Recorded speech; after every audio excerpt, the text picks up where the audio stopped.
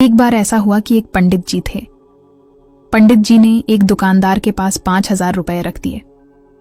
उन्होंने सोचा कि जब बच्ची की शादी होगी तो पैसा ले लेंगे। थोड़े दिनों के बाद जब बच्ची सयानी हो गई तो पंडित जी उस दुकानदार के पास गए। उसने नकार दिया कि आपने कब हमें पैसा दिया था। उसने पंडित जी से कहा कि क्या हमने कुछ लिख कर दिया है। पंडित जी इस हरकत से परेशान हो गए और चिंता में डूब गए। थोड़े दिन के बाद उन्हें याद आया कि क्यों न राजा से इस बारे में शिकायत कर दें ताकि वे कुछ फैसला कर दें एवं मेरा पैसा कन्या के विवाह के लिए मिल जाए। वे राजा के पास पहुंचे तथा अपनी फरियाद सुनाई। राजा ने कहा, कल हमारी सवारी निकलेगी, तुम उस लाला जी की दुकान के पास खड़े रहना। राजा की सवारी निकली। सभी लोगों ने फूलमालाएं पहनाई, किसी ने आरती उतारी। पंडित जी लाला जी की दुकान के पास खड़े थे। राजा ने कहा, गुरुजी आप यहां कैसे? आप तो हमारे गुरु हैं, आइए इस बग्घी में बैठ जाइए। लाला जी ये सब देख रहे थे। उन्होंने आरती उतारी, सवारी आगे बढ़ गई।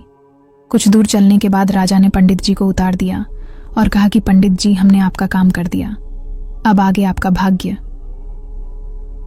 उधर लाला जी ये सब देखकर हैरान थे कि पंडित जी की तो राजा से अच्छी सांठगांठ है, कहीं वे हमारा कबाड़ा ना करा दें। लाला जी ने अपने मुनीम को पंडित जी को ढूंढ कर लाने को कहा।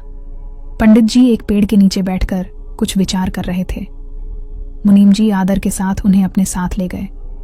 लाला जी ने प्रणाम किया और बोले, पंडित जी हमने काफी श्रम किया तथा पुराने खाते को देखा तो पाया कि हमारे खाते में आपका 5,000 रुपये जमा है। पंडित जी 10 साल में मेन ब्याज के 25,000 रुपये हो गए। पंडित जी आपकी बेटी हमारी बेटी है, अत 1,000 रुपये आप हमारी तरफ से ले जाइए तथा उसे लड़की की शादी में लगा देना। इस प्रकार लाला जी ने पंडित जी को 26,000 रुपये देकर प्रेम के साथ विदा किया।